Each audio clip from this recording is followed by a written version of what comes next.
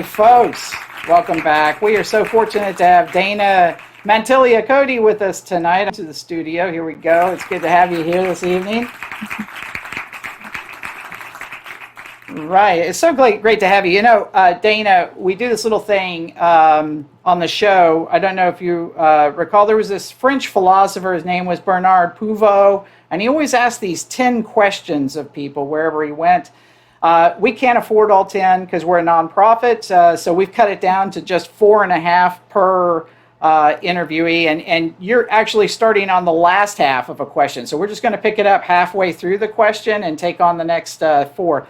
The last half of the question, first one is, most desired taking dancing lessons with? Ooh, that's a good question. If I was going to take dancing lessons, who would I take dancing lessons with? Oh, I guess I'd have to say my husband. It's kind of the boring answer, but. Oh, it's a great answer. Great answer. Google or Bing? Oh, I would have to. I don't know if I should say Bing or Google, but I'm a Google person. I know. All right, there you go. If you could change one thing about your education, what would it be? One thing about my education. That's interesting. I would say probably realizing that the real world practicality is a lot more valuable than when you're learning everything just by the book. So they should mix in a little bit more of that at a younger age, I think, for me and for everybody, just so we can kind of see all this stuff we're learning by the book. When you get out into the real world, you're dealing with real people, it changes a little bit. You know, I have not used the quadratic formula a single time since 10th grade, so I totally get what you're saying. What is your favorite smell? Oh, that's a good one. I would have to say sandalwood. I like that smell. It's probably an that's a good one. That's a good one. Yeah, a little more savory than sweet. That's cool. And when you get to heaven, who would you most like to take tea with? Ooh, that's a good one. I guess I'd have to start with the big man himself, God. Oh, there you go. Right Okay. top, right? That's terrific. It's a terrific answer. You know, your resume reads kind of like a black belt in the art of data and identity protection. You've worked in the automotive industry, but you're a member of InfraGard. You're on the board of directors of the Better Business Bureau. You're a founder of Identity Protection Planning, and just a go-to expert in all things identity protection. And you give us this really great twofer tonight because, you know, I think people are tuning in tonight to learn about what small and medium range businesses can do and be aware of when it comes to data handling. And yet your job is to help people with identity and data, right? So you have all these tips and tricks for the average consumer also. So we're excited about this. Let's dig in. So my first question is, how big is our world of data collection getting? Oh my goodness. Every day it gets bigger and bigger and bigger. And it's not only the collection of the data that's obviously ever growing, it's also the data breaches that are ever happening. And we're so numb to them now. Data breaches happen and we should all be up in arms every time there's one single one, but because they happen so much, we're just kind of numb to them. So we don't really pay much attention to them. So not only are they collecting data everywhere, there's a lot of data that's getting spilled a lot of places. Oh yeah, that's and there's nothing we can do about that, right? Other than just fuss about it.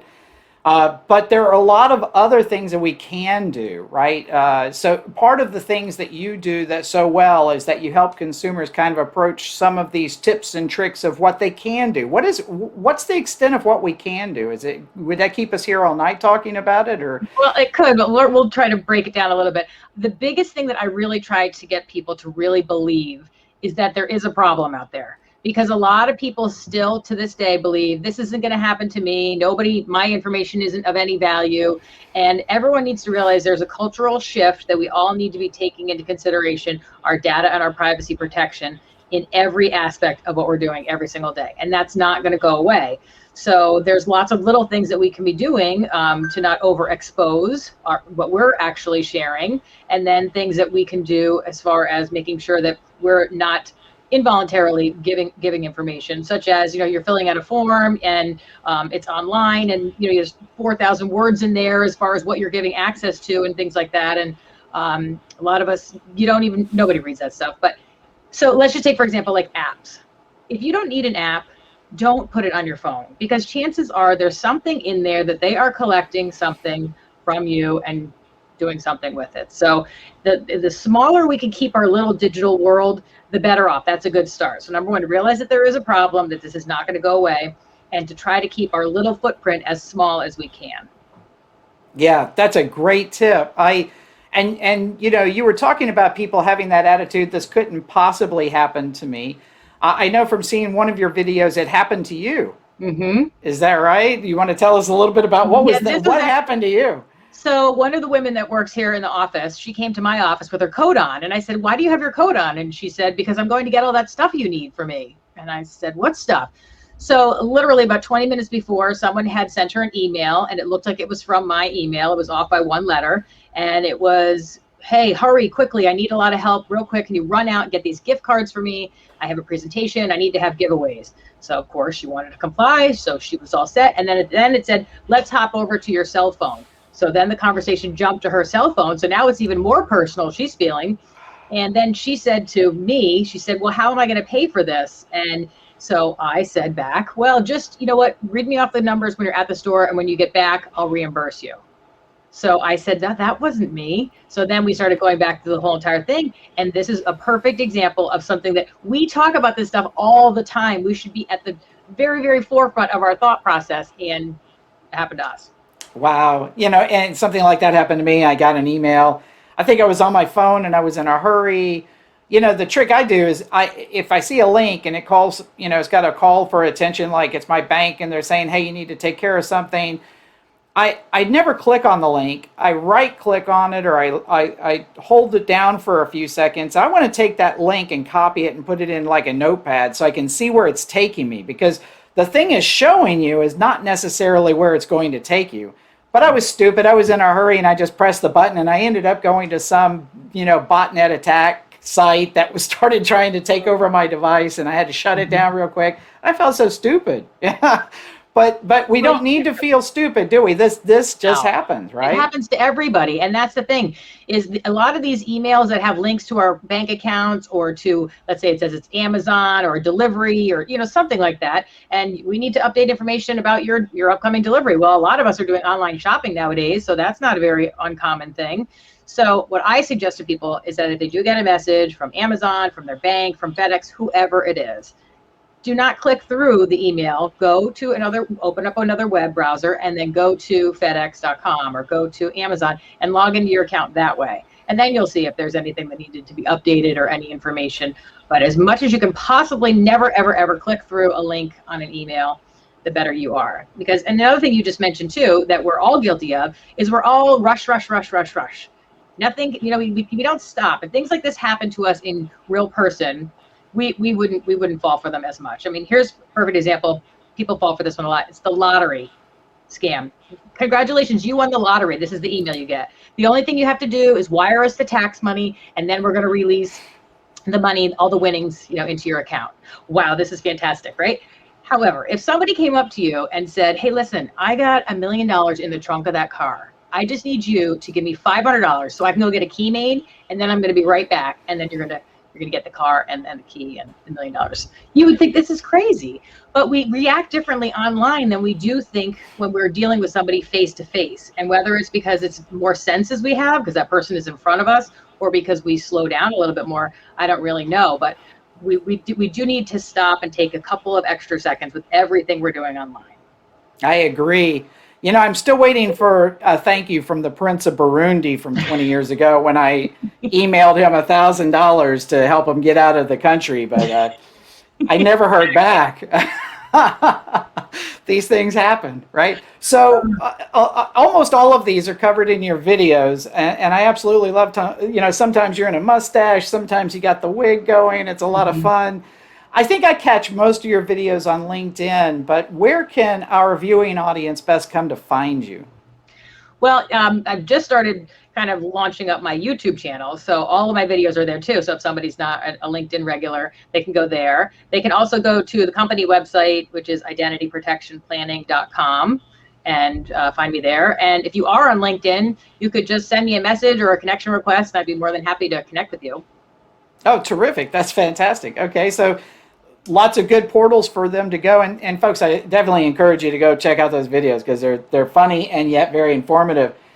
Now, your company is really focused on helping people who have had a problem with their data, specifically their identity, right? We've seen products like this where, they sign up with you guys, and then hopefully nothing bad happens. But if something bad happens, you guys take care of them. Can you kind of give us an essence of what that is? That's identity protection. Is that right?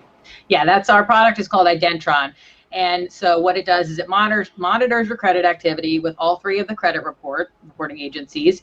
And want to quickly just stop on that. Why it's so important to have all three of the bureaus monitoring is because, let's say, for example, you have one credit bureau monitoring through Experian, and an identity thief has your information, and they're using a vendor, maybe at a car dealership or somebody, and that vendor is using TransUnion to run credit reports. So you're not going to get an alert that credit is being run. Eventually that information will fall onto your credit report, but we're looking for the alert. We want to know, oh, wait, somebody's trying to do something with my information right now, so that you can kind of get ahead of it. So that's one thing I always suggest to anybody, whether you're going to do it yourself and run your own credit or sign up for a service, that you make sure you get one that has all three of the credit bureaus, because you want the alert. So that's one thing. It's also a restoration center. The other thing that happens is when someone does become a victim, they don't know who to call or what to do. So we have a restoration center. They call a team of experts that are going to help identify where the problem is, try to isolate it, and then let them know which agencies they need to contact, how to start cleaning up the mess, and then they'll stick with them the entire way through the process until it's resolved.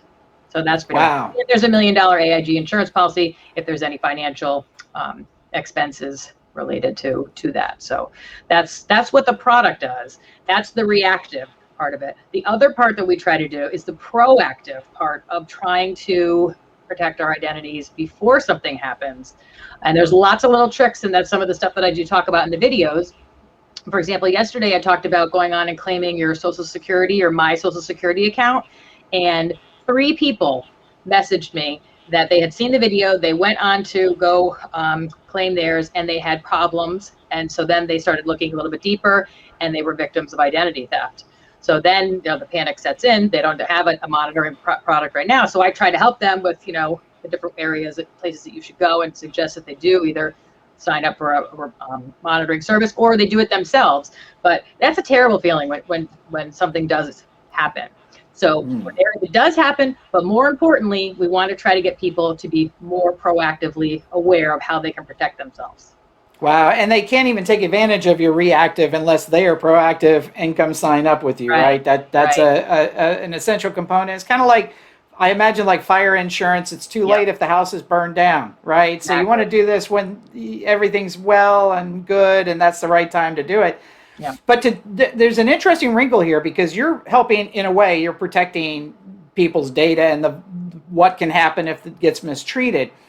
But in order to do that, they have to probably give across a lot of very sensitive personal information about themselves. So tell the small businesses, middle-range businesses, when you're dealing with consumer data, do you have some tips and tricks for them? How did you go about making sure that you guys were secure and that you were regulatorily compliant?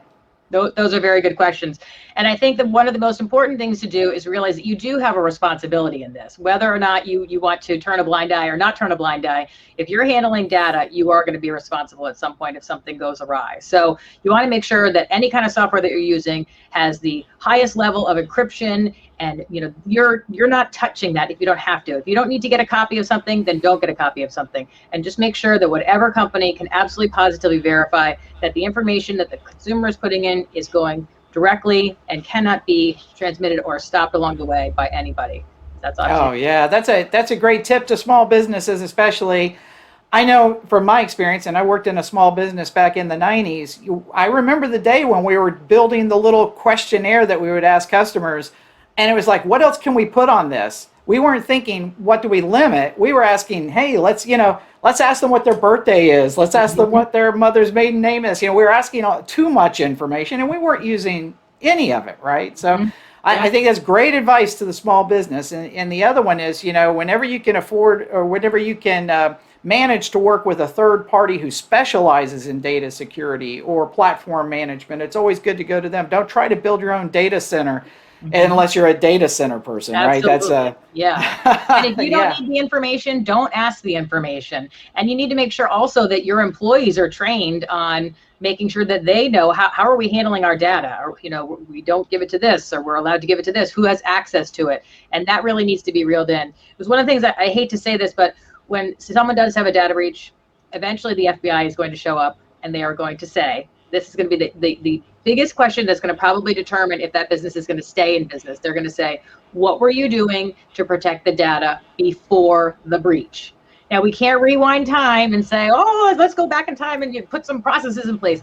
And so you're going to have to be honest, and then they're going to go around and they're going to ask all the employees. And if they have 20 to 5 different answers and, people are making things up or nobody knows what to say or anything, that's terrible. Whereas if you could, let's say you accidentally do have a data breach, the FBI comes in and you can show them your employee training, your employee code of conduct, your user access, all these things. If you can show them that we really were trying to be proactive with protecting the data, the conversation is going to be much, much different when it comes to fines and fees that they're going to associate with the breach. So Wow. be proactive with. And if I'm watching this show right now and I'm a small business person, I want to reach out to Dana and say, hey, can you come work with our business? Is that something that you guys do at your company? Do you go and help businesses out in this way? And if so, what's the spectrum? Yeah, so it's kind of all over the road as far as having a general meeting with the employees, putting together some specific videos for your specific types of data that you have that the employees can watch, putting a webinar series together, getting some regular training in place that the employees are going to sign off on, because again, that's something you're going to want to be able to say, look, they did training, we verified it, they've signed off that they've done the training, things along those lines. There's lots of educational links that we can provide to areas they can go to, and just having them get a good process and procedure in place. But the biggest thing, again, it comes down to the culture within the organization. And we all need to understand that getting ready for cybersecurity isn't like cramming for a test and somebody comes in and checks out and you're like, oh good, whew, they're gone. No, this has to be a way that we just we operate every single day in and out with our businesses. So part of the culture. Yeah, wise words from Dana. You are just such a great specialist. It was so great to have you on the show. Thank you for joining us. Thank you.